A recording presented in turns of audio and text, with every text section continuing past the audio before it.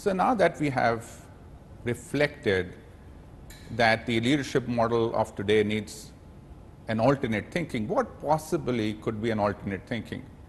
And I would say that the command and control structure, the pyramid structure with one at the top, some in the middle and many at the bottom, is a good structure from control's point of view, from compliance point of view, governance point of view.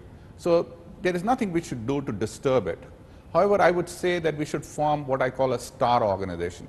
Star organization is add an inverted pyramid on top of the erect pyramid, and therefore it forms a star. What is this inverted pyramid? I think the inverted pyramid is a question about a few questions we need to ask before we come to the inverted pyramid. The first question is, what is the core business of a company, of a corporation? And we just concluded that the core business of the corporation is to create value and maximize value in the interface of the customers and the company. So who are the people in that interface? From the organization side, obviously it is the employees. So therefore the conclusion is that it is the employees in the interface of the customers and the company which are creating the value. Once that is understood, then we need to ask ourselves as to, hence, what business should be the management of the company be? And it is quite apparent that it should be in the business of enabling, enthusing, encouraging the creation of the wow, the creation of the value in the value zone. And that should define what the management should do. So if we understand that the value is being created at the bottom of the pyramid, which is what I call at the top of the wow zone or the value zone, and the management is actually at the bottom of the pyramid, enabling, enthusing, creating that value zone, that is what we create what I call an inverted pyramid, which is called the value pyramid.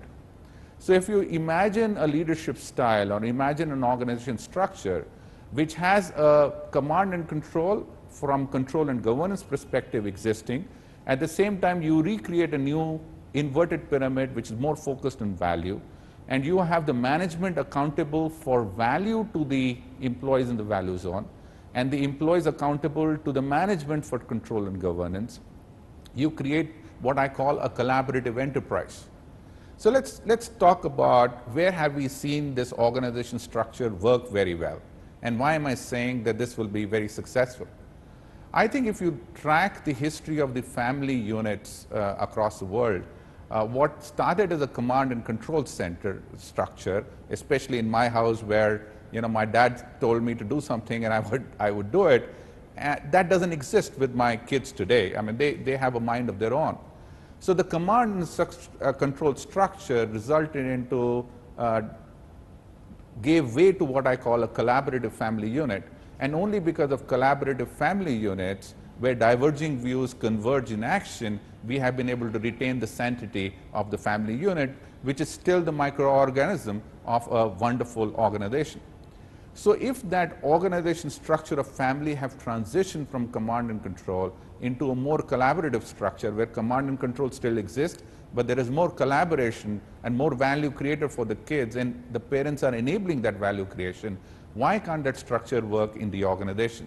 And that's the question. And in my mind, this alternate organization structure of a star, which is a collaborative enterprise, is something seriously we should consider and think, can that be the competitive differentiation we can build?